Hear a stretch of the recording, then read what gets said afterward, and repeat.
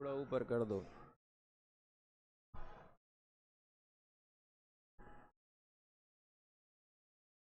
ओम नमः सिद्धेभ्यः।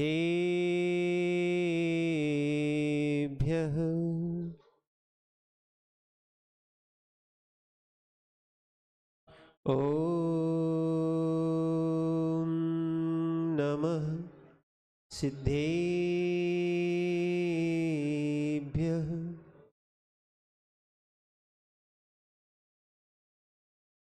ओम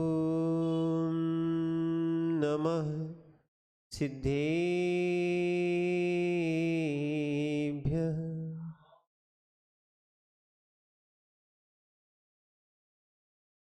णम्मेदोणेवड्डिमाणं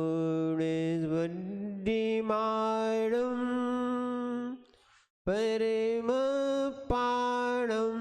जीर्णं तेषोद्धीणे वोच्छामिरयणसारं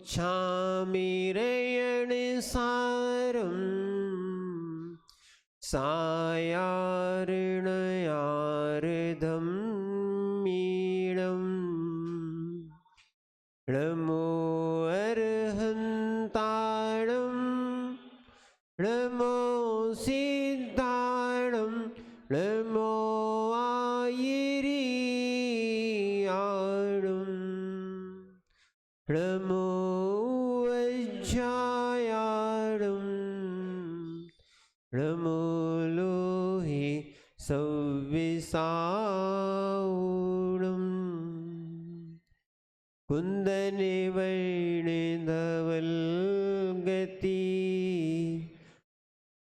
जिनका धाम, ऐसे गुरु विरागी को सत्सत्य बार प्रणाम, सत्सत्य बार प्रणाम, सत्सत्य बार प्रणाम।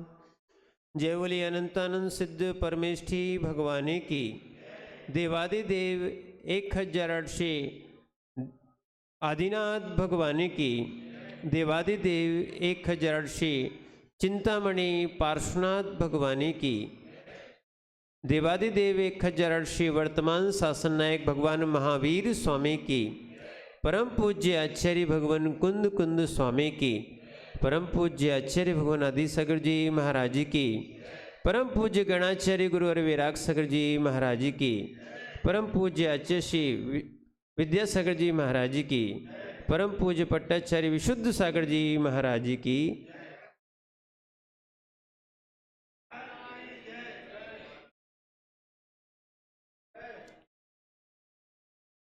भोचेतन आत्माओं, हम सभी भगवान पार्श्वनाथ स्वामी के चरण सानिध्य में बैठे हैं और भावना भाते हैं कि भगवान हमारा अनंत संसार कम हो, और उस अनंत संसार को कम करने के लिए ज्ञानाभ्यास के साथ मुनि अपनी चर्या भी करते हैं।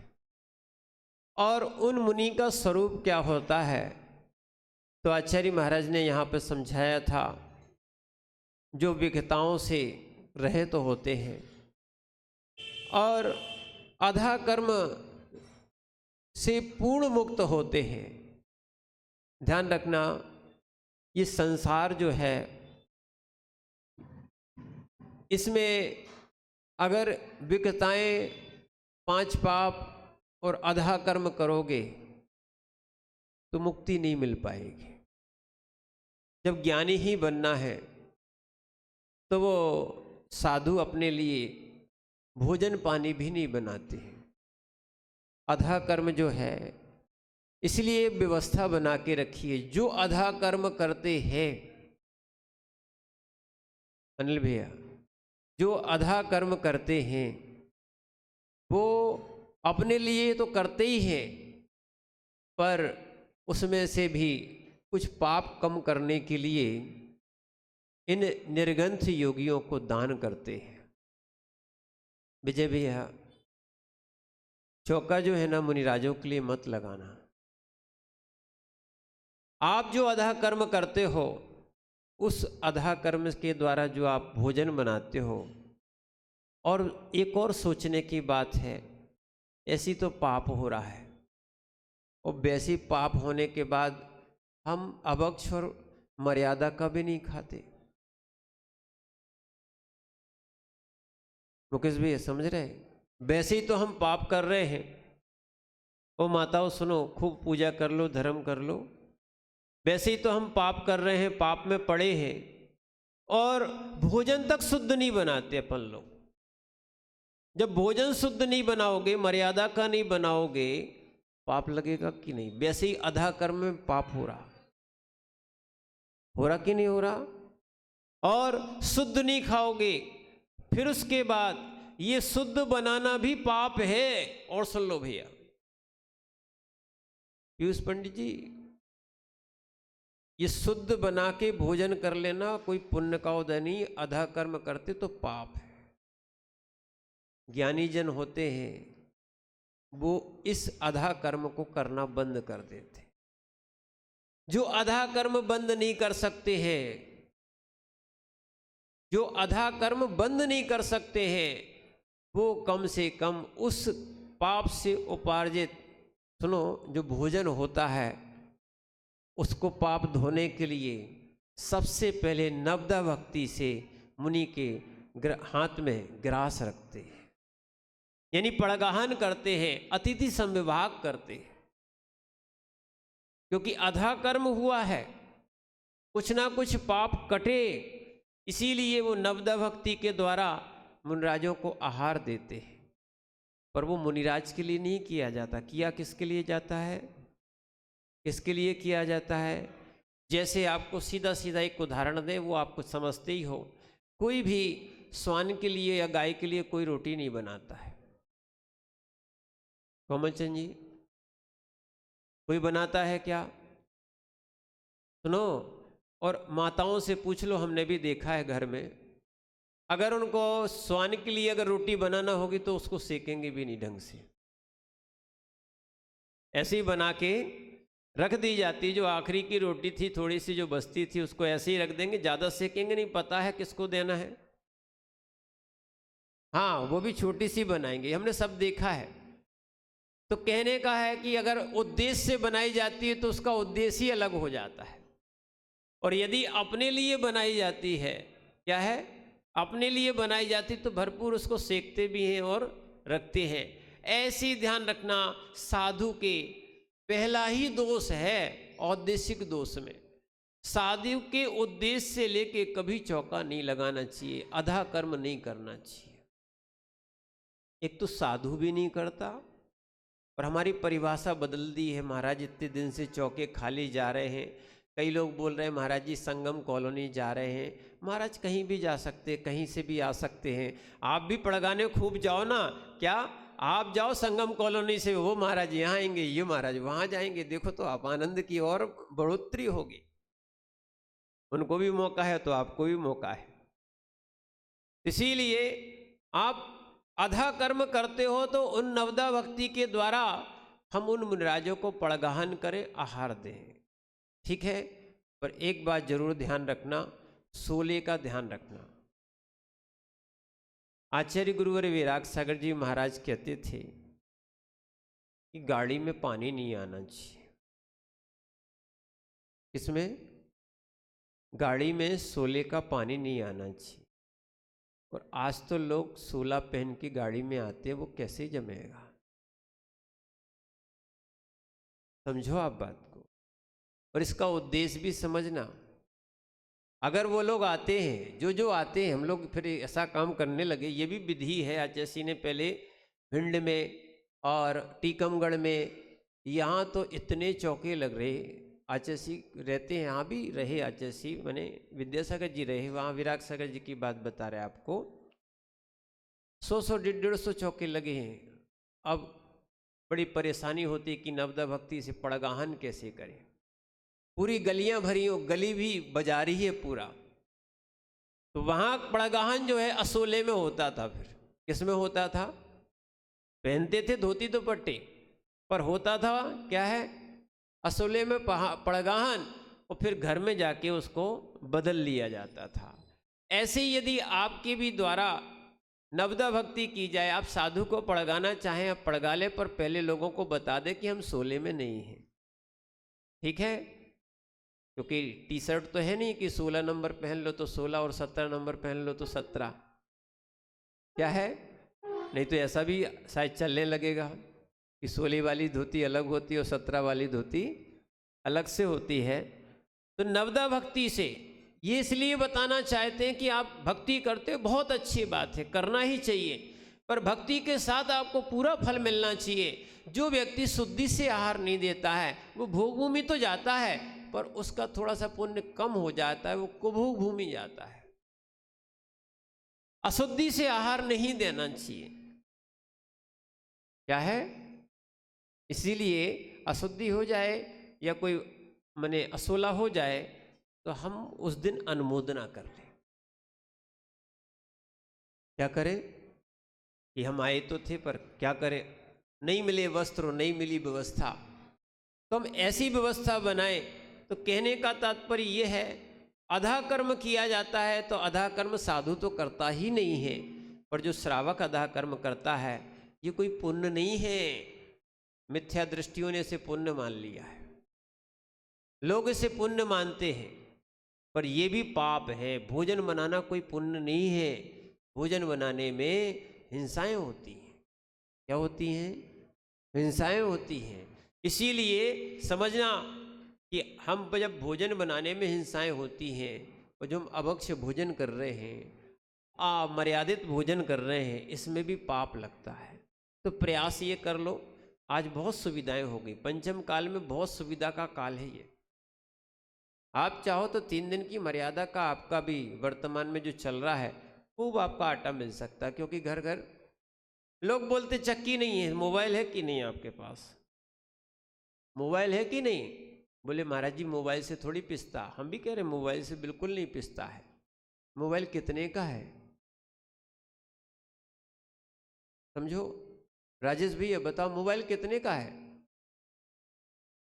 सुनना, कम से कम उतने में एक चक्की तो आती कि नहीं आती? हम ये बोल रहे हैं। जब आप मोबाइल ले सकते हो तो चक्की क्यों नहीं ले सकते हो? मोबाइल से तो आप ही देखोगे, चक्की से कम लोग, कितने लोग तो आपके शुद्ध भोजन कर सकते हैं। सोच है, क्या है? सोच है कि अगर हमें अपना धर्म ध्यान करना है तो वो हो सकता है।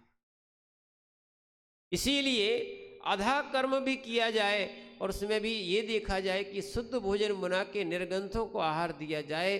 तो इसमें आचार्य समंतबद्ध स्वामी कहते हैं कि ग्रस्थों के पाप धुलते हैं। नवदा भक्ति करने से क्या है? जैसे खून से लिप्त वस्त्र धुलता है, ऐसी 5 पापों को धोने के लिए कोई साधन है तो वो है नवदा भक्ति। क्या है? ऐसे हम इस प्रकार की जो अधा कर्म की क्रियाओं से रहित होते हैं वो कहलाते हैं ज्ञानी। वो कौन कहलाते हैं? समझ रहे हैं आप बात को? वो कौन कहलाते हैं? ज्ञानी। माने जो अधा कर्म करते हैं और जो विकताएं करते हैं, अनिल भैया, ये ज्ञानी नहीं कहलाते। क्या लिखा? विकहादाय विपमुक्को और अधा कम्मादि भेदो नाणी। ज्ञानी वो होता है, अब देखो धीरे धीरे ज्ञानी की परिभाषा आपको बताई जाएगी, जो ज्ञान का ही सदुपयोग कर रहा है। देखो किसी को छल लेना, किसी को कपट कर देना, या अपने ज्ञान से किसी को दुख पहुंचा देना, ये ज्ञान नहीं है। किसी का सहयोग कर देना, जैसे आज सब लोगों ने सहयोग किया, करना ही चाहिए, हमारा कर्तव्य था। क्या है?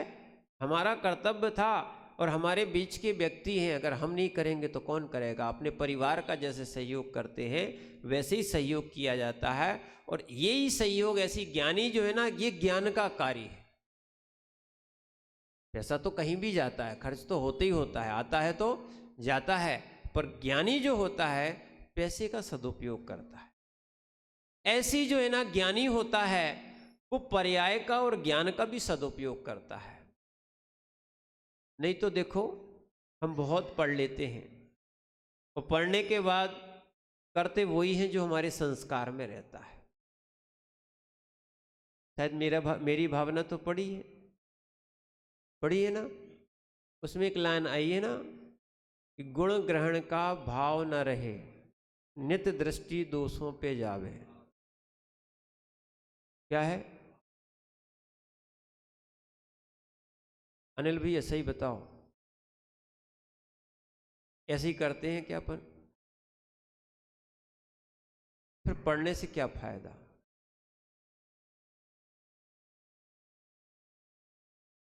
माँ जी वहीं से सुनो, अगर हम पढ़ने के बाद भी ऐसे ही करते हैं तो क्या फायदा?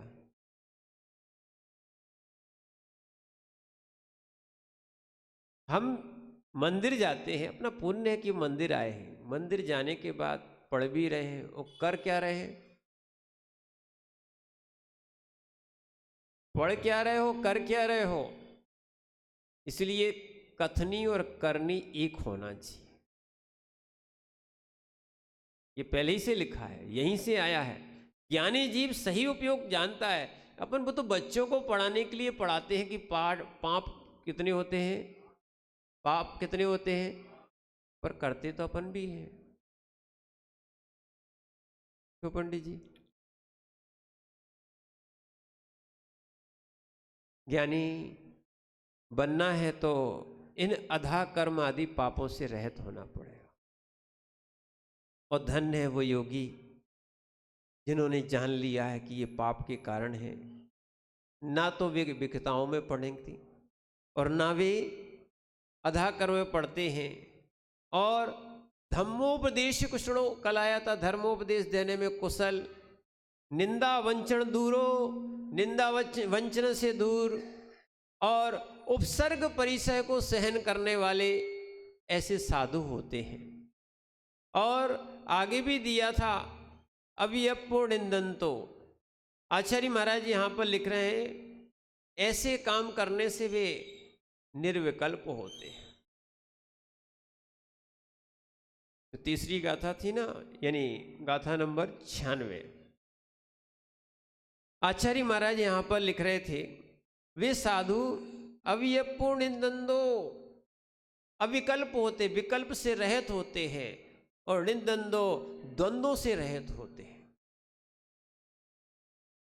प्रपंच रहे तम शास्त्रम, प्रपंच रहे तो गुरु, प्रपंच रहे तो मोक्षो, दृश्यते जिन शासनी। ये ज्ञानार्णव की 24 नंबर के श्लोक है। कल भी मूलाचार में यही विषय निकला था। जैसे कोई जंगली हाथी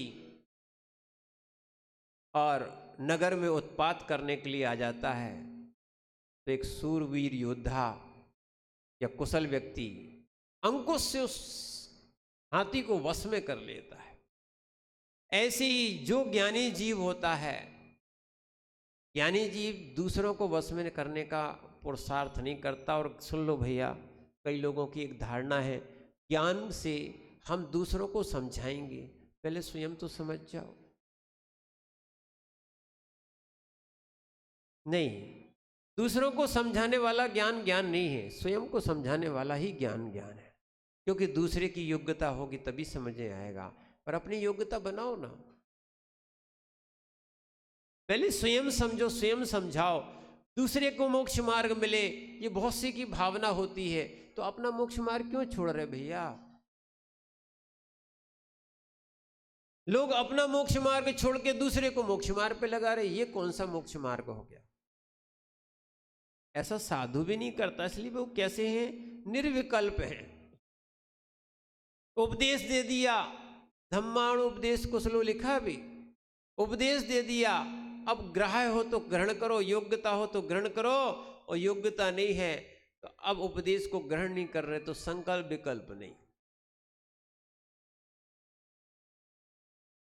अपनी योग्यताओं को बढ़ाना चाहिए। किसको बढ़ाना चाहिए? अपनी योग्यताओं को बढ़ाओ। देखो आप, फिर आपको समझ में आएगा। नहीं तो साधु होने के बाद या सानिध्य मिलने के बाद या शास्त्रों का समागम मिलने के बाद यदि निर्विकल्प नहीं हो सके और ज्ञानी निर्विकल्प नहीं हो सका तो क्या अज्ञानी निर्विकल्प होगा?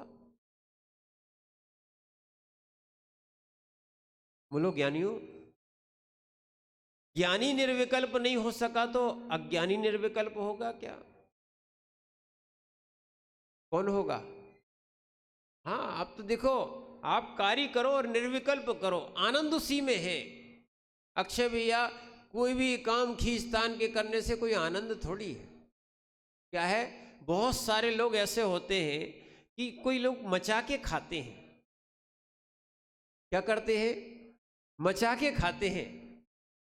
कोई चावल खाता ना, भात जिसको खाना, अब वो अगर कोई अच्छे से खाए तो भी अच्छा लगता है। कोई बच्चे लोग होते हैं थोड़ी सी मस्ती करके और थोड़ा गंदा करके खाते तो वो अच्छा लगता है क्या?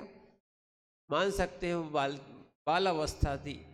ऐसी जो है ना, हम स्वयं ही द्वंद्व उत्पन्न किए हैं और हम स्वयं के अंदर के ज्ञान को प्राप्त नहीं कर रहे। शांतिनाथ भगवान में, सुन लो अच्छे से, शांति न मंत्रों में है, न शांति कोई क्षेत्रों पे है, न शांति कहीं भोग स्थानों में है। शांति तो आत्मा में होती है।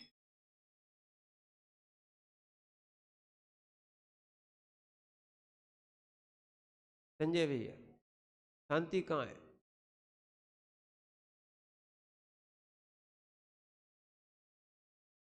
यही तो है। क्या है, लोगों ने शांति वो उपचार से मान ली है, पर वास्तविक शांति बताएं कहाँ है? स्वयं के अंदर है। क्या है? वास्तविक शांति कहाँ है? अपने अंदर है। शांति अंदर है, शांति अंदर है। इसलिए उस शांति को पाने के लिए पाप छोड़े जाते हैं। क्या है, और बहुत सारी चीज़ों को छोड़ के यहाँ निर्विकल्प हो जाता है। निर्विकल्प जैसी शांति तो कहीं नहीं है। यानी संसार के विकल्पों को छोड़ना ही निर्विकल्पना है। एक भजन आता है, आप भी उसको चाहो तो पढ़ा करो, सामायिक में भी बहुत काम आएगा। या फिर जब विकल्प खड़े हों, देखो हमने पढ़ा तो बहुत है, उतारा नहीं है। पढ़ने के बाद उतारा जाए तो बड़ा आनंद आता है। कई लोगों का पुण्य नहीं है कि उनको पढ़ने नहीं मिला, जिनदेशना नहीं मिली, पर अपना तो पुण्य है कि कम से कम जिनदेशना मिली। अब उसको उतारने का समय है। सुनो, एक भजन आता है, जिया कब तक उलझेगा संसार विकल्पों में। पंडित जी, कितने भव बीत चुके संकल्प विकल्पों में। अरे जो हो रहा सो होने दो। और ज्ञानी, तुम तो विशुद्ध सागर जी के पास भी बहुत रहे हो, है ना? जो है सो है, आए को टेंशन लेते हो? साधु होके, ज्ञानी होके अगर निर्विकल्प दशा को प्राप्त ना कर पाए तो फिर काहे का? और सुनो, आपने श्वान को देखा सुबह और शाम? सुबह शाम तुम्हें श्वान मिलेंगे खेलते हुए। थोड़ा बहुत लड़ते हैं जब भोजन का समय आता है। ये लड़ने के दो कारण हैं। पंडित जी सुनना, लड़ने के दो कारण होते हैं, चाहे मनुष्यों के हो और चाहे त्रियंचों के हो। भोजन और भोग, लड़ने के दो ही कारण हैं, भोजन और भोग। त्रियंच भी लड़ता है और मनुष्य भी लड़ता है, समझना। इसीलिए इस चीज को छोड़ो। जिसके पुण्य में जितना है, जिसके भाग्य में जितना है, सुनो, उसको कोई बढ़ा नहीं सकता।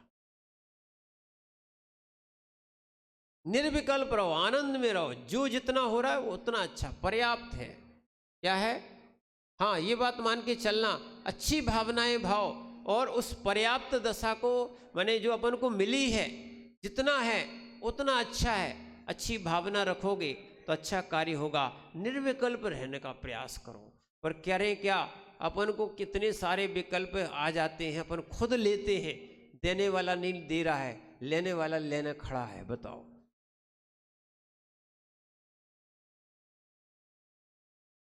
खड़ा खड़ा आदमी परेशान है। और भी जेल में बैठी मानतुंग महाराज आनंद में।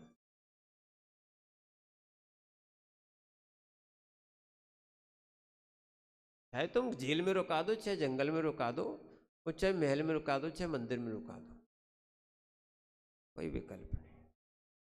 यहां तक तो हम लोग कई बार शमशान में भी रुके।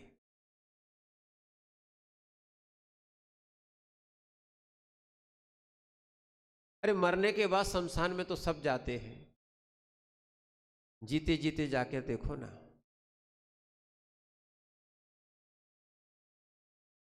क्या है, छोड़ने नहीं जाना, थोड़ी बैठने जाना। अब तो वो परंपरा है कि पड़ोसी और रिश्तेदारों के यहाँ जाना पड़ता है, छोड़ के चले आते हैं। ठीक है, हाँ छोड़ने तो जाना, कुछ जरूर छोड़ के जाना, छोड़ने जाना। कहाँ, शमशानों में। पहले तो देह को छोड़ने गए थे, अब कुछ बुराई छोड़ने के लिए जरूर जाना। शमशान में जाना, और शमशान में जाके भी देखना कि हमें भी एक दिन यहाँ आना है।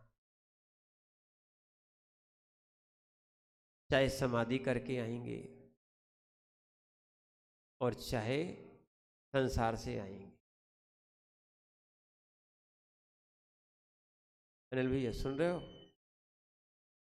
चाहे बैठ के आओगे चाहे लेट के आओ, अब आना कैसा है सो देख लो। ठीक है, ज्ञानी होगा। सुनो, वो दशा वर्तमान में नहीं है, नहीं तो भगवान का शमशान में पदार्पण नहीं होता है। भगवान का तो वहीं से मोक्ष हो जाता है। शरीर कपूर की भांति उड़ जाता है, क्योंकि औदारिक शरीर परम औदारिक होता है, तो उसकी एक ऐसी विधि होती है कि उसको संस्कार करने की आवश्यकता नहीं। समझना, उनका मोक्ष होता है। जहां जहां से मोक्ष होता है, नख और केस के अलावा कुछ नहीं मिलता। इसके अलावा, नख और केस के अलावा भगवान का कुछ नहीं मिलता। अपना भी जो है ना, इन सब कुछ जलाना पड़ता है।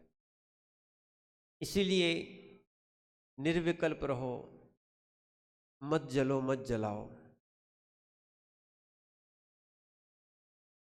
क्या रहो, मत जलो मत जलाओ, निर्विकल्प रहो, निर्द्वंद रहो।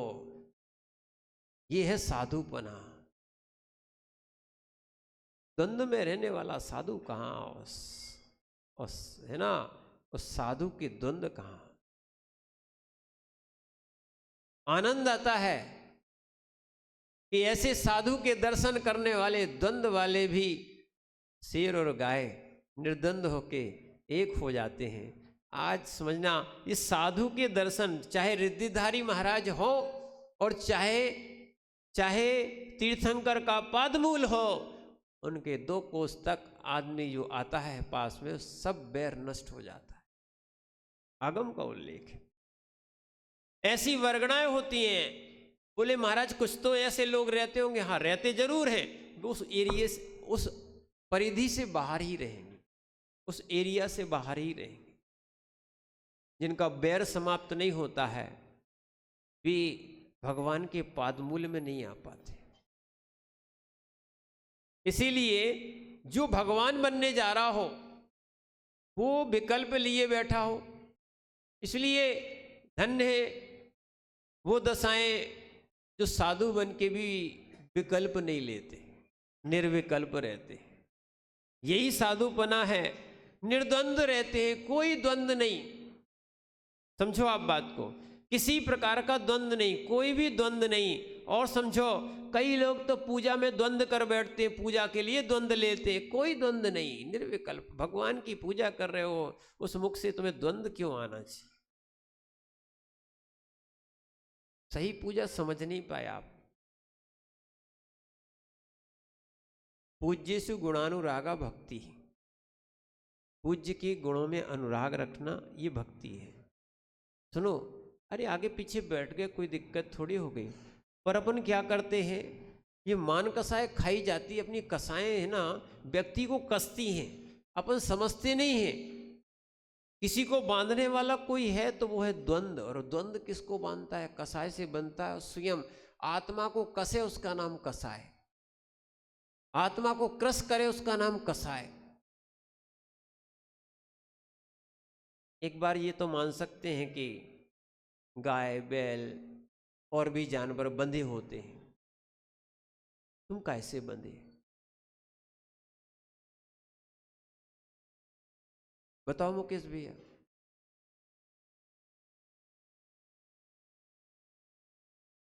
ना खूंटा दिख रहा है, ना रस्सी दिख रही है, क्या है? फिर भी द्वंद्व में बैठे हो। ये सब कसाय है, और जिसकी कसाय नष्ट हो जाती है, जो कसाय नष्ट करने बैठा है, वो कहलाता है साधु।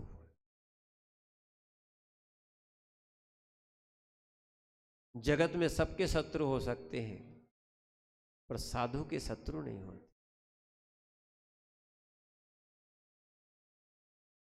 शिवानी भैया, शत्रु नहीं मान लेना, ठीक है ना? क्या है? भगवान बनना है तो साधु अवस्था में ये निर्द्वंद होना आवश्यक है। निर्मोहो, देखो ऐसी ऐसी दशाओं की बात कर रहे हैं। साधु अगर मोह करने लगा, सुन लो भैया, निर्वेश सागर जी, निर्मोहो, ये दशाएं साधु के अंदर होती हैं, और ये आत्मा का गुण है, ज्ञानी का गुण है। जहां रहना रह लो, पर वहां मोह मत करो। क्या समझाएं इन पंडित जी को कि मोह दशा को छोड़ नहीं पा रहे? क्या है? निर्मोहो, ये मोह दशा छोड़ने लायक है, ये है ज्ञानी का काम। ज्ञानी समय सार पढ़ा है ना, अप्रतिबुद्ध क्या है? कैसा होता है अप्रतिबुद्ध? बोलो 20 नंबर की गाथा। हाँ, अहमेदम ईदमहम अहमेद स्वामिमम ईदम। नहीं, अहमेदम ईदमहम अहमद होदिमम ईदम अन्नम जा परिदब्बम सचित्ता चित्त में संभा। इसको कहा है अप्रतिबुद्ध अज्ञानी जीव। समय सार जी में कहा है अज्ञानी जीव, मोह करने वाला जीव अज्ञानी जीव, मोही जीव अज्ञानी जीव। यानी ध्यान रखना, अगर निश्चय से देखा जाए, यथार्थ में देखा जाए, ये शरीर भी मेरा नहीं। वैराग्य होता है, सम्यक दृष्टि बनता है, ठीक है। शरीर है, क्या है? एक किराए का मकान है। क्या है? एक शरीर किराए का मकान है। संबंध पूर्व जन्म के योग से और राग से बने हैं, सुनना।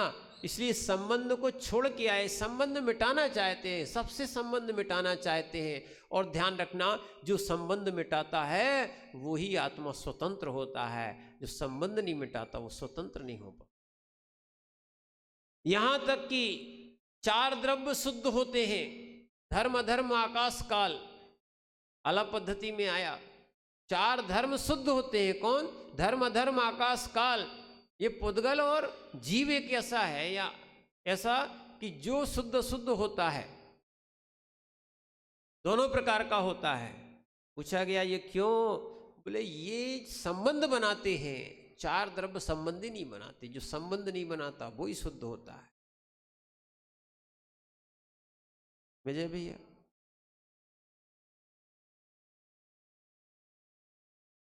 उदासीन नहीं छोड़ो।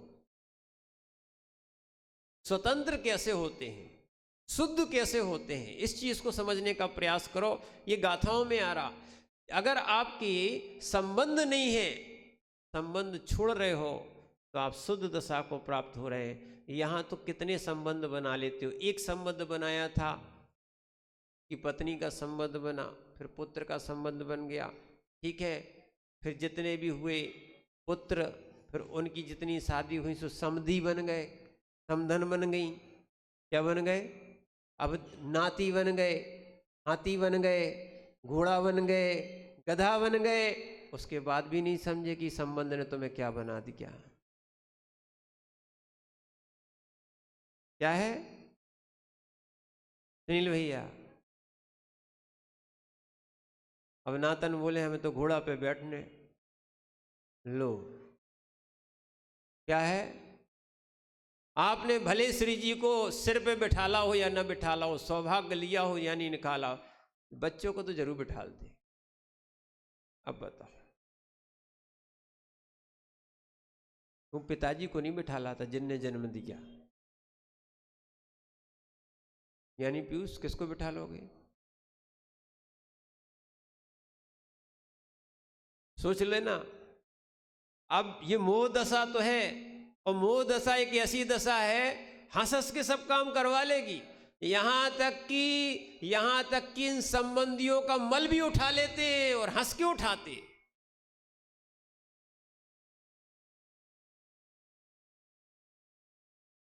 क्या बताएं, क्या है, सोचो, कहां आज रानी मैतरानी बन गई, नहीं आ रही समझ में। फ्लैश साफ कौन कर रहा है? आज घर की देवियां क्या है, वैसे तो बहुत 16 बताएंगे, सफाई कौन करेगा? अब बोलो ना, क्या राग करा रहा है? ऐसी ऐसी दशाएं हैं, ऐसी ऐसी दशाएं हैं। सुनो, कुछ परिवर्तन हो सके तो करो भाई, कम से कम ये मैतरानियों का काम थोड़ी करना चाहिए। सुनो, बर्तन मांजने में दिक्कत होती, देखो अज्ञान धारा बता रहे आपको, बोले बर्तन और हम मांजे, बोले नहीं, बाई आना चाहिए। ये ज्ञानियों तुम्हें मालूम नहीं है, पहले के लोग माँ को बाई बोलते थे। बाई शब्द गंदा नहीं, बोले बाई आना चाहिए, बाई। पहले माँ को क्या बोलते थे? बाई बोलते थे। अब बाई दूसरे को बोलने लगे तो अब दूसरा नाम चेंज हो गया।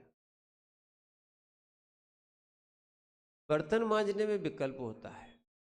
हे ज्ञानियों, ओ पढ़े लिखे ज्ञानियों, ज्ञानी अज्ञानियों, क्या है, बर्तन मांजने में बहुत सा विकल्प होता है, ठीक है, नहीं मांजते अच्छी बात है, तो फ्लैश साफ क्यों करते हो?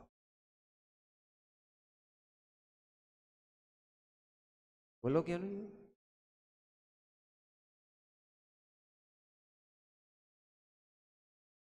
बताओ, पढ़े लिखे लोग हैं, फ्लैश साफ क्यों करते हो?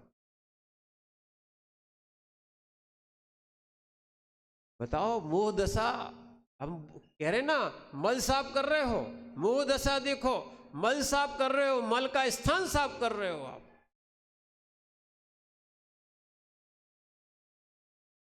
और यही होगा, इसलिए निर्मोह दशा होती है।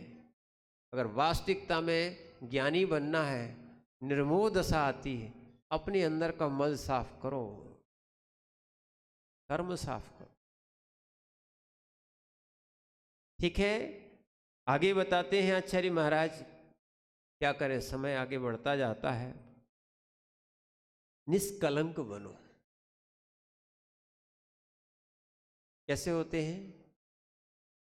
जैसे जैसे अपने कर्मों को धोते जाते हैं, निष्कलंक होते हैं। और भैया, ग्रस्तों में रहने वाले जीव कलंक बढ़ाते ही जाते हैं। और तो क्या, घर के लोग ही एक दूसरे पे कलंक लगाने के लिए बैठे हैं। ये कैसी बुद्धि हो गई है? लोग, कई तो लोग महाराजों को नहीं छोड़ते। क्या करें, कहाँ गया धर्म? ये हमें मालूम है कि पंचम काल में ऐसा होगा, पर हमारे द्वारा तो ना हो। हमारी बुद्धि कभी भी किसी साधु के ऊपर उंगली उठाने की ना हो।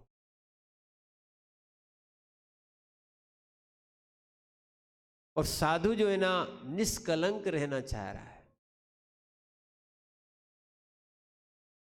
समझो आप बात को, ये वास्तविकता है, ये धर्मात्मा धर्म बना है। हम भी आनंद से जिए और दूसरों को भी आनंद से जीने दें। हमने आपसे पहले ही कहा था, महावीर जयंती के दिन से बोल रहे हैं, सब लोग एक बार घर में जाके एक बार टांग लो या लिख दिया करो, या सुबह आप नमोकार मंत्र का पाठ करते हो, बहुत अच्छा है। एक बार सब घर में जोर से तो बोल दिया करो, जियो और कुछ नहीं कहना भैया। ये मंत्र तो सबको समझ में आएगा।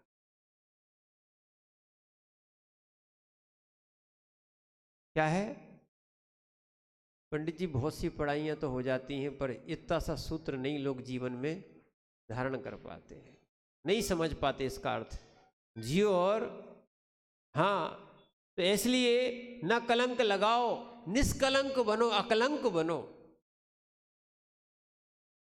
कलंक लगाने से कोई भी साधु, कोई भी सुनो, कोई भी साधु, कोई भी श्रावक महान नहीं होता है। समझो, आपने कोई बड़ा काम नहीं कर दिया है। इसीलिए ध्यान हो, अगर अपना धर्मात्मा पना चाहते हो तो आप निष्कलंक होना, जीना सीखो। सुन लो भैया, वो दशाएं हैं, सुनो सुनो, ऐसे ऐसे श्रावक हुए, वो दशाएं हैं जिन्होंने धर्म की रक्षा के लिए चोर को भी साधु कहा।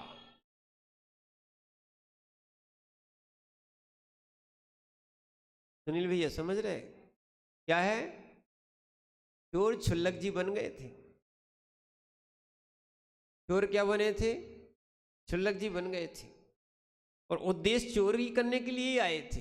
भेष धर्मात्मा का धारण किया था।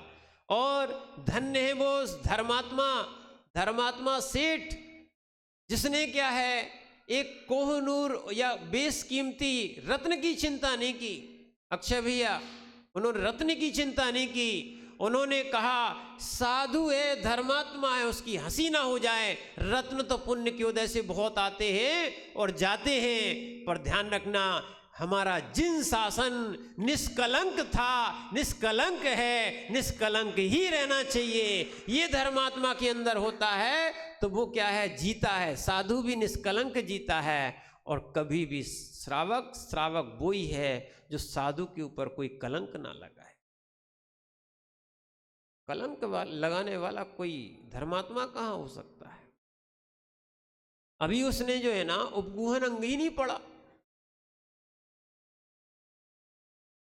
आज कली काल आ रहा है, ऐसे लोगों से सावधान हो जाओ, उनका साथ ही मत दो, उनकी बात सुनो ही नहीं। जिसको जिनागम में कहा जाता उपेक्षा कर दो, इंग्लिश में कहा जाता इग्नोर कर दो, छोड़ दो, इनको बातें नहीं करने ऐसे लोगों जो जिन शासन पे कलंक लगाएं। क्या है? जिन शासन तो अकलंक है, निष्कलंक है, समझना। इसीलिए ये साधु कैसे होते हैं? निर्विकल्प, निर्द्वंद, निर्मोही और निष्कलंक होते हैं। आगे लिखा स्थिर स्वभावी होते हैं। समझना कैसे होते हैं? हाँ, इसीलिए तो ध्यान कर लेते हैं लोग, उपसर्ग करते हैं, स्थिर होकर आत्मा का ध्यान करते। ऐसा ये साधु का स्वरूप है।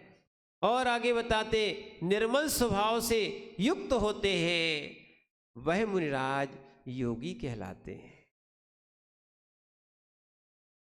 ऐसे कैसे होते हैं? वह मुनिराज योगी कहलाते हैं। लगता तो है कि बहुत कुछ बोले, क्योंकि यहाँ दो बातें हैं, एक तो ग्रंथ भी है और स्वयं की अनुभूति भी है। क्या है? हाँ, ग्रंथ भी है, निर्ग्रंथ भी है, और निर्ग्रंथ की अनुभूति भी है। समझना। चाहते वास्तविकता में बोले पर क्या करें, समय आगे बढ़ जाता है, गाथा भी अपन को देखना है और सत्य लिखा है। आगे की गाथा मिलते हैं, अपन समझते हैं। 97 नंबर की गाथा में आचार्य महाराज लिखते हैं, मिथ्या तप से मोक्ष नहीं होता।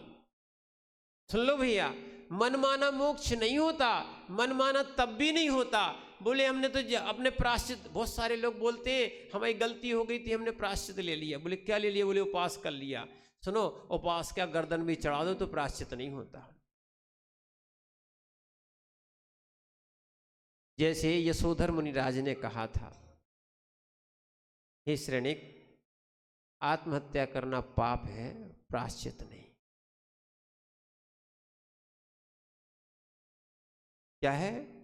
सिर मने मस्तक मत चढ़ाओ, सिर मत चढ़ाओ, श्रद्धा बढ़ाओ।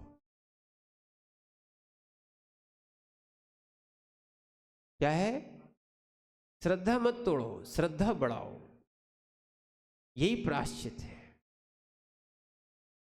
आज श्रद्धा तोड़ रहे हैं, ये सबसे बड़ी बात खराब है।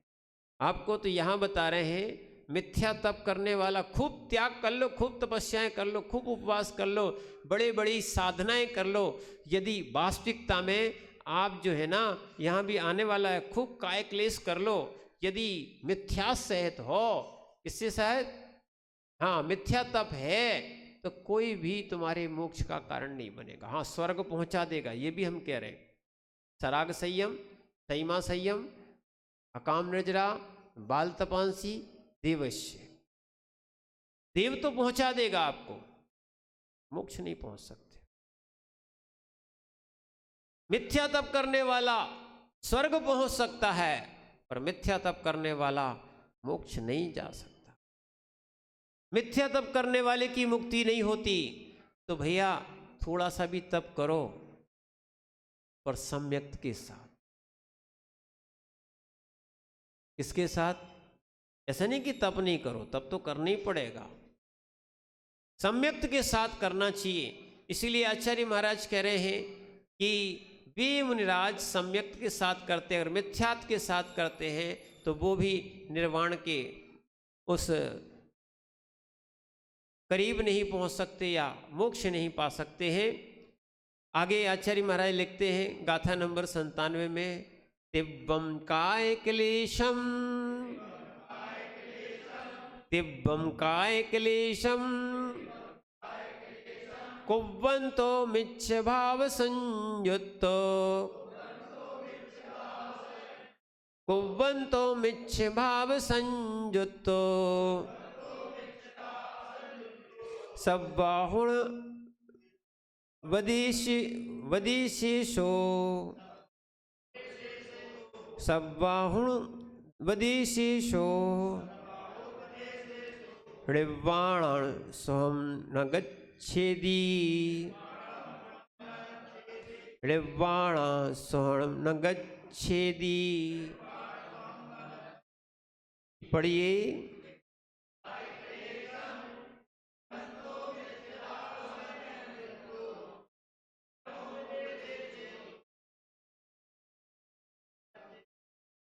आचार्य भगवान यहां पर समझा रहे हैं कि तिब्बम काय क्लेशो, तीव्र काय क्लेश करता हुआ भी, बहुत बड़े बड़े कई लोग बाहरी तपस्या देखते हैं। और सुन लो, कई लोग बहुत से उपवास व्रत नियम आदि कर लेते हैं, चाहे साधु बन के करो, चाहे श्रावक बन के करो, पर मिथ्यात्व नहीं छूट रहा है। यानी मिथ्यात्व यानी क्या? सबसे पहले मोह और अनंतानुबंधी कसाय। बड़े बड़े धर्मात्मा हो जाए, मुनिराज भी बन जाएं, पर जिनकी अनंतानुबंधी नहीं गई, जिनकी 6 महीने से ज्यादा कसाय चलती है, उसको अनंतानुबंधी कहते हैं। कितनी तपस्वी कर लो, कोई मिलने वाला नहीं। कसाय छोड़ना ही पड़ेगा। मिथ्यात का नाम ही क्या है? कसाय और दर्शन मोह। सुनना, दो, एक तो मिथ्यात और दूसरा क्या, उसी के साथ अनंतानुबंधी रहती है।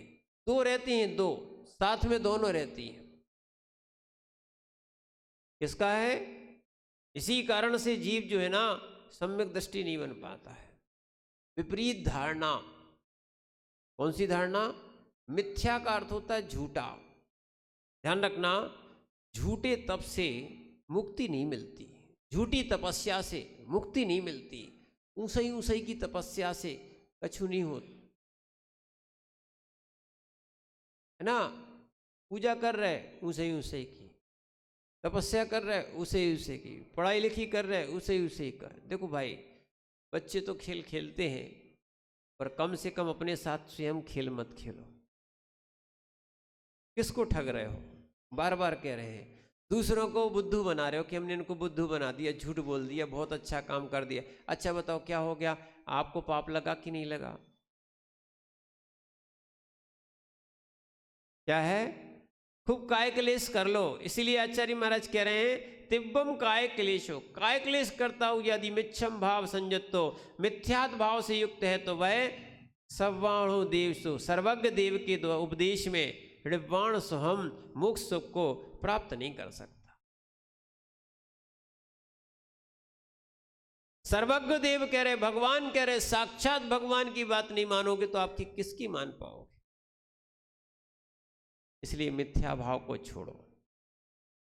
किसको छोड़ो? मिथ्या भाव को छोड़ो, ठीक है? यानी विपरीतताओं को छोड़ो, कसाय से सहजपना छोड़ो, तब तो आपको धर्म ध्यान करना सही है।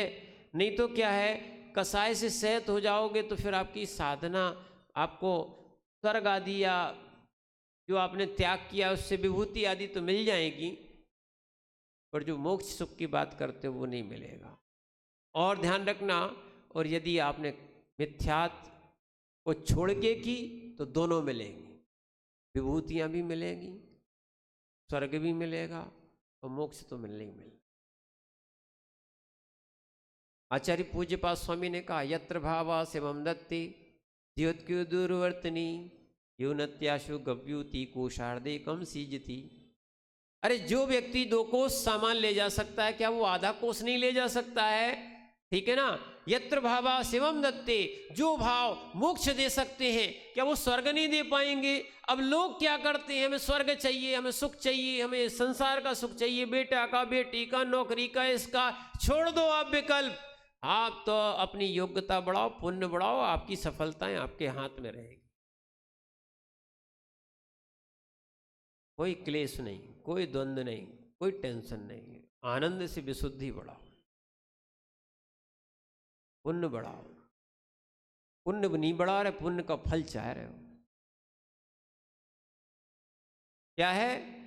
बैठे बैठे है ना, बैठे बैठे आप घर में ही, अब बताओ क्लेश तो लगा ही लगा है, सामने वाला बढ़ रहा है तो तुम क्यों जल रहे हो? सबसे बड़ी बात तो ये है। चाहे मकान में बढ़ रहा हो, चाहे दुकान में बढ़ रहा हो, चाहे आयु में बढ़ रहा हो, चाहे शरीर में बढ़ रहा हो, चाहे किसी में बढ़ रहा हो, अरे जिसका पुण्य वो बढ़ेगा, समझना।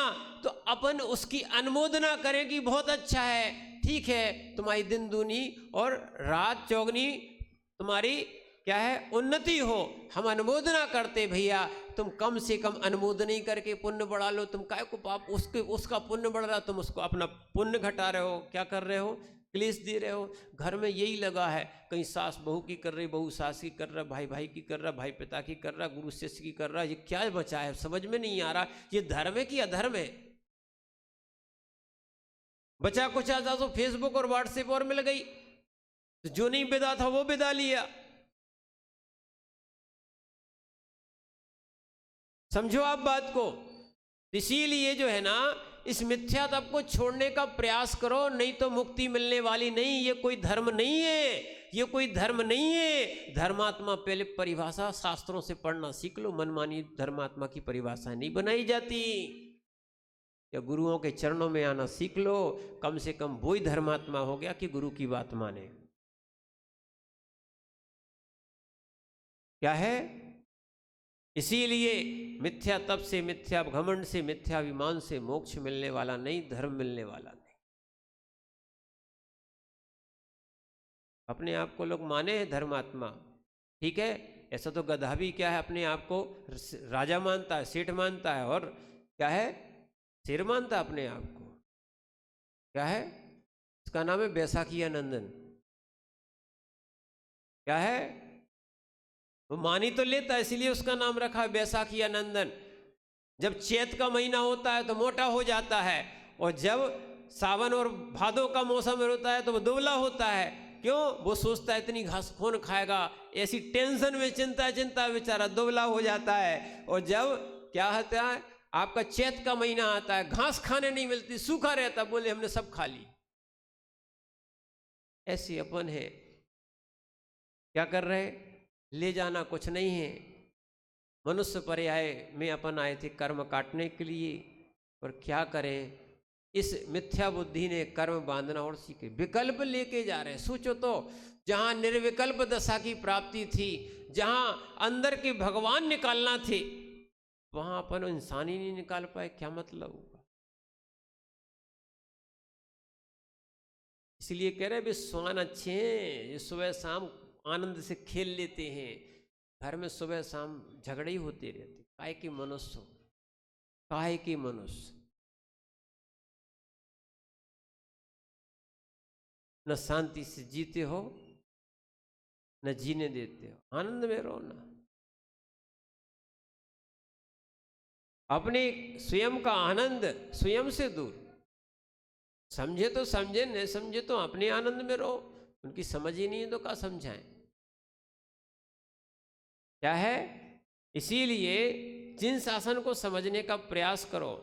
और अगर रागी को आत्मप्रतीति नहीं हो, आत्मप्रीति नहीं होती, या आत्मप्रतीति भी नहीं होती, सुनो भैया, इसलिए ध्यान रखना, एक तो ये मिथ्या था, दूसरा राग बता दिया है। इसको यहाँ पर समझाते हैं, और गाथा नंबर 98 में और बताते हैं कि रागी को आत्मप्रतीति नहीं होती, रागी को आत्मप्रतीति नहीं होती, समझना। रायादि मलजुदाणम णीयप्पारूवम्ण दिश्यते किंपि, णीयप्पारूवम्ण दिश्यते किंपि, समलादि नहीं, समलादर्शेरुवम,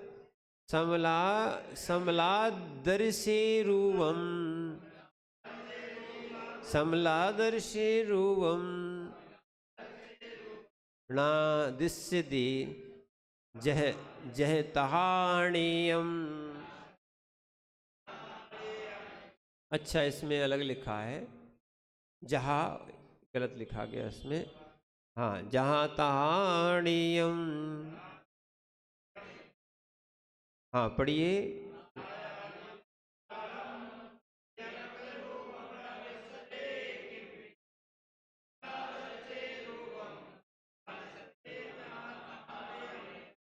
हाँ, यहाँ बताते हैं, आचार्य महाराज समझाते हैं कि रायादि मल जुदाड़म, अभी तक तो हमने बहिरंग का मल देखा था। सुनो भैया, इसीलिए आपको बात कह रहे थे, जो मल साफ करना चाहिए वो तो करते नहीं हो। क्या है? राग आदि का मल, राग आदि मल से युक्त जीव को, अच्छे समझो भैया।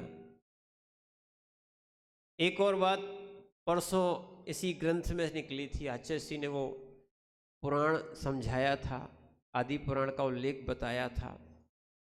उन्होंने कहा था कि नीम का कीड़ा जो होता है उसको नीम कड़वी नहीं लगती।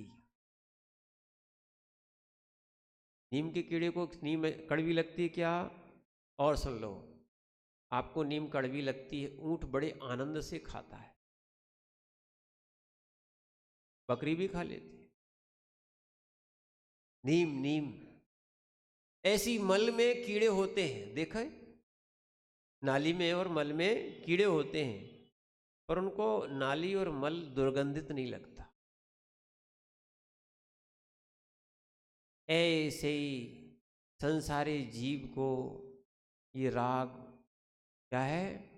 राग जो है ना, वो राग माने अच्छा लगता है, उसको ये संसार का और मिथ्यात्व का और मल का कारण नहीं लगता। यही तो भ्रमण का कारण है राग। व्यक्ति फंसे काय में राग, न रस्सी है न खूंटा है, फिर भी राग से खिंचे और बंधे चले जाते हैं, कहाँ कहाँ तक चले जाते, कहाँ कहाँ पहुँच जाते हैं। ये राग जो है ना सबसे ज़्यादा दुख देता है राग। और जिसका राग नष्ट हो जाता है, सुनो, जिसका संपूर्ण राग नष्ट हो जाता है वो ही अरहंत देव अनंत सुखी होते हैं, मात्र इस राग के नष्ट होने। अनंत सुख कैसे नष्ट होता है, अनंत सुख कैसे मिलता है? राग के नष्ट होने से, मोह के नष्ट होने से, मोहिनी कर्म के नष्ट होने से जीव अनंत सुखी अरहंत और सिद्ध परमात्मा बनता है। अब देखना, पढ़ तो अपन रहे, कर वो ही रहे, राग नष्ट करते नहीं।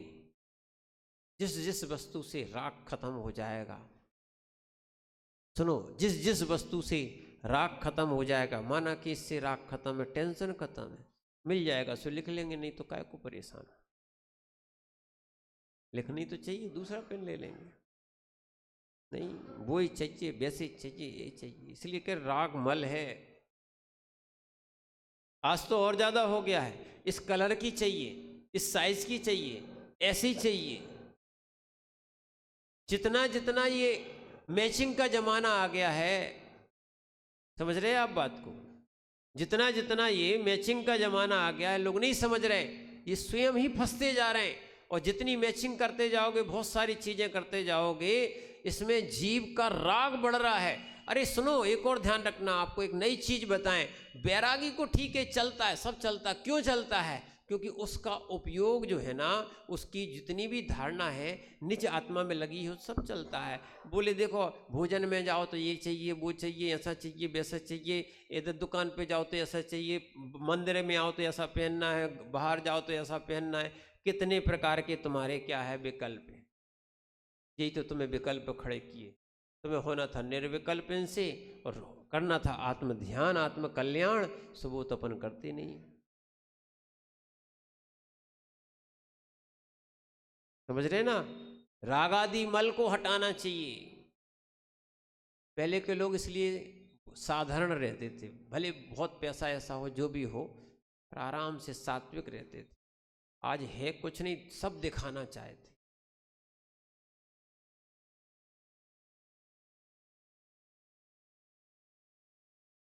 क्या है? आमदनी अठन्नी, खर्चा तो 10 रुपया, अब 1 रुपया तो कहो। समझ रहे हैं आप बात को? विकल्प नहीं है तो क्या है? क्यों डॉक्टर साहब, काय को परेशान हो तुम? अरे जो है सो है। क्या है? यहां तक कि पहले सुनो, पहले लोग अपना धन नहीं बताते थे। पहले लोग पहनने और ओढ़ने का भी विशेष धन नहीं बताते थे। आज तो है भी नहीं है, फिर भी धनवान है। अपन का कोई से कमी है का? या कम है क्या? है ना? एक कहावत सुनी थी, और सुन लो, ये अज्ञानता। बोले हाथ पांव में दम नहीं और हम किसी से लो। हाँ, चलते ढंग से बनता नहीं, खाते ढंग से बनता नहीं, और फिर भी दम दिखा रहे हैं। इसीलिए ये सब कसायक भाव है। धन्य है वे पार्श्वनाथ भगवान, जो अनंत शक्ति के धारक होते हुए भी क्या है, जो 3 लोक को भी पलट सकते थे, ऐसी शक्ति 3 लोक इनके तीर्थंकरों में होती है। और उन्होंने भी एक आंख उठा के भी क्या है, उन कमट को नहीं देखा। और गुस्से में देख लेते, रिद्धिधारी थे, गुस्से में देख लेते भस्म हो जाता, गुस्से में देख लेते भस्म हो जाता। सुनील, क्या नाम, अनिल भैया, समझ रहे बात को? ये है ज्ञानी। गुस्से में देख लेते भस्म हो जाता।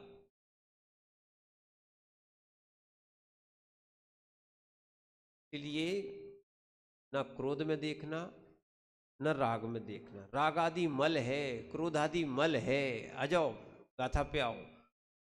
इसीलिए इस राग द्वेष से रहित होना, वो ही करने लग जाएंगे सुनो, तो फिर कैसे अपनों को भगवत्ता मिलेगी। इसलिए रागादि मल जुदाणम, रागादि मल से जो युक्त होता है, नियप्पा स्वरूपम, वह अपना आत्मा का स्वरूप, किम पीणा दिस्सदे, कुछ भी नहीं दिखाई देता। जो रागादि से लिप्त है, सुनो भैया, उनको कुछ दिखाई नहीं देता। ठीक है। जह समल दे रूपम, जैसे मलिन दर्पण, आ गया वो कहनी चाहते थे, इसी में उदाहरण आ गया। जैसे आप अपना चेहरा देखने जा रहे हो, कहाँ पर? दर्पण में, और उस दर्पण में चिकनाई लगा दो,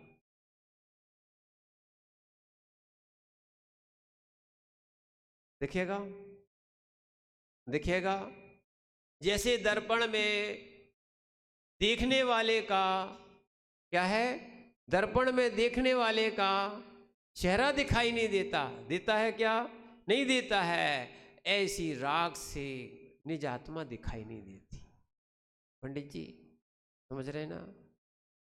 नहीं तो कई लोग बोलते हैं कि नहीं, कि हमें घर में बैठी भगवान आत्मा दिखती है। जब तुम्हें भगवान आत्मा दिखते तो फिर हम लोग फिर क्या काम करेंगे?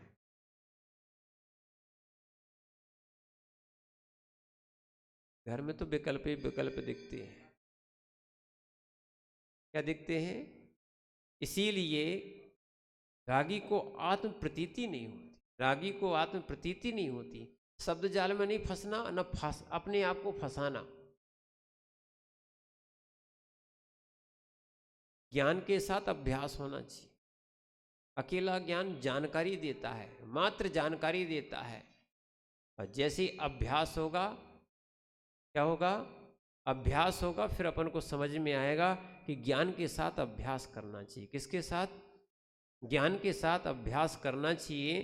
तो वो ये क्या दिया, समल, समला दिस्यते रूपम, जैसे दर्पण जो है ना समल हो।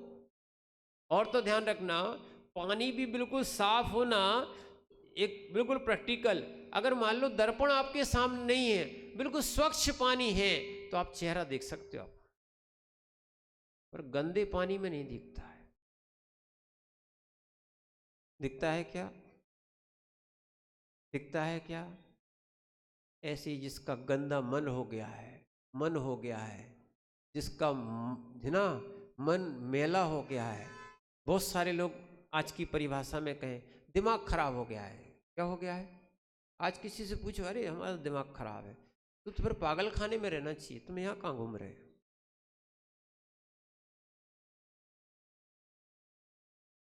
माताओं का ज्यादा होता है। क्या होता है? थोड़ी सी बात, दिमाग खराब हो गया, तो दिमाग खराब हो गया तो ग्वालियर जाओ या आगरा जाओ, कहाँ जाओ? बस हमें मालूम नहीं बाकी और कहीं पागल खाने हैं यहाँ आसपास है। अच्छा, तो क्या है, अब ग्वालियर का तो खत्म हो गया है, बताते हैं वो आगे पहुंच गया कहीं, नहीं एक और नाम याद, बरेली, इधर वाला नहीं उधर वाला शायद, यूपी बरेली में भी। तो कहने का अर्थ है, समझो, अब जब दिमाग खराब हो जाएगा तो अपना मन भी खराब हो जाता है, फिर अपन आत्म प्रतीति कैसे करें? सुनो, कोई कितना भी खराब करने आए, यानी चाहे कर्म आए, और बाहरी तो निमित्त होते हैं, कर्म तो स्वयं का होता है। पर अपन को जो है इस आत्म प्रतीति में रहना चाहिए, राग और द्वेष की दशाओं में नहीं पड़ना। और जब तक ऐसा अभ्यास नहीं दोगे, सुनो, परेशान, ऐसा आचार्य विशुद्ध सागर जी कहते थे, परेशान करने वाला परेशानी में आ जाए, पर अपन परेशान ना हो, परेशानी को परेशानी में डाल दो।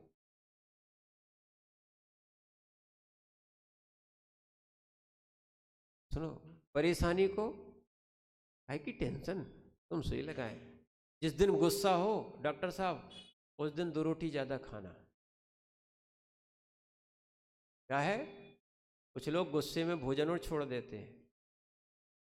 क्या करते हैं, ऐसे ही होता है कि नहीं, दिमाग खराब होता है, बोले बनी करना भोजन, नहीं 2 रोटी और ज़्यादा खाओ। दिमाग कैसे चलेगा? इसीलिए हाँ, ग्वालियर और आगरा का खर्चा बचा। इसीलिए अपने आप को तो मलिन नहीं होने दो भैया, और अपने आत्मा को मलिन नहीं होने दो। अरे जो होगा सो होगा, वो अपने अपने पुण्य पाप के अधीन, अपने अपनी योग्यताओं के अधीन है। अपन ज्ञानी हैं तो अपने मन को मैला क्यों करें? मैला करने वाला होता है राग। अब समझ में नहीं आता, हमने आपको फिर से बताया कि विष्ठा में रहने वाले कीड़े को बदबू नहीं आती। राग में रहने वाले को, जीव को दुख समझ में नहीं आता है। राग ही दुख का कारण है और दुख है। राग ही दुख है। परमात्म प्रकाश जी में आचार्य भगवान लिखते हैं, जितना जितना राग बढ़ता जाएगा उतना उतना दुख बढ़ता जाएगा। इसलिए भैया इस राग को छोड़ो। जब राग छूटेगा तो निज आत्मा दिखेगी, और जब राग छूटेगा तो घर भी छूट जाएगा। फिर खूब निज आत्मा को देखने का, साधु बनने का आप पुरुषार्थ करो, प्रयास करो। और वास्तविकता में जो साधु नहीं बन पाता है, तो कम से कम साधुओं की संगति में, कम से कम भगवान की संगति में, भगवान की आराधनाओं में अपन रहे। हे भगवान, बहुत पाप करते थे, अब पर्व के समय आते हैं, कहीं कोई अच्छे माने प्रसंग आते हैं, तो हम उसमें अपने पाप को धोने का प्रयास करें। अगर अभी आप संस्कार बना लोगे तो आगे चल के यही काम आएंगे। ओम नमः सिद्धे।